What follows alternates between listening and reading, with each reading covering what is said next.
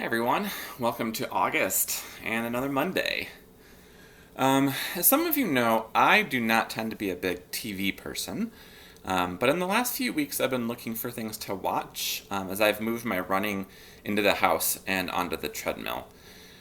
When I'm outside, I can go for hours and hours with nothing to distract me, but even 20 minutes on a treadmill is hard without something to relieve the boredom. And since I don't particularly want to commit to a series, I spend my treadmill time watching episodes of Jeopardy. And this past weekend, something interesting occurred to me. I was watching the show, and there were a few episodes in a row where the questions just seemed particularly difficult. I mean, let's be honest, even at my best, I can only answer maybe half the questions. But these episodes were brutal.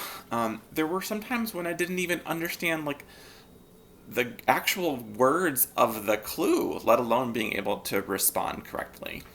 I was literally stunned into silence by the contestants' knowledge of 11th century British history or names of Nobel Prize winners. And at one point, I actually said out loud, "Wow, I am so stupid." Now, I know I'm not stupid, so I just want to start by saying that up front. But it did get me thinking about a tendency that a lot of people share to judge ourselves not on what we know or can do, but rather on what we don't know or cannot do. Even as someone who has been teaching others about having a strengths-based perspective for over 10 years, I still fall into that trap of focusing on the negative. Last fall, I was at a race. It was actually on campus. It was the Gym Click Run and Roll, which is raises funds for adaptive athletics at U of A. And afterwards, I stopped to talk to a colleague who was also there to run in the race along with one of her friends. Now, these are both folks who know about the types and lengths of the races that I run. And she asked me if I had placed in my age division, and I just snorted out a laugh. At some races I do, but not at races this big. And I said, I'm just not that fast a runner. There's no way I can keep up with these guys. And I don't think I'll ever be able to run as fast as them. To this, my colleague's friend responded, "Yeah, but I'll bet none of them can run as far as you can."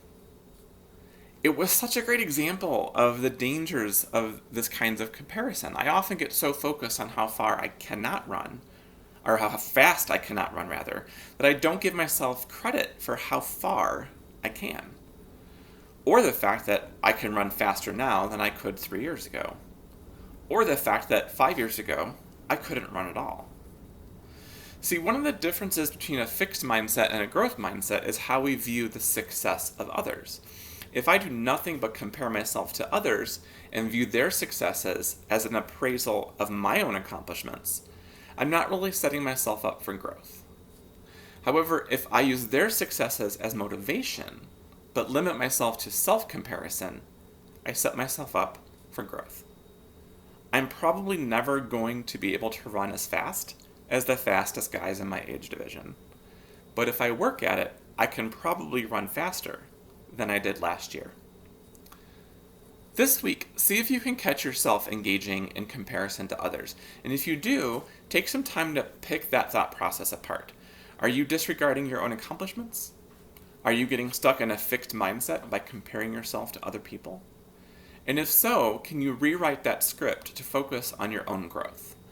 It might be interesting to see what you can accomplish when you focus on all of the assets that you do have instead of the ones that you do not. Have a great week, everybody.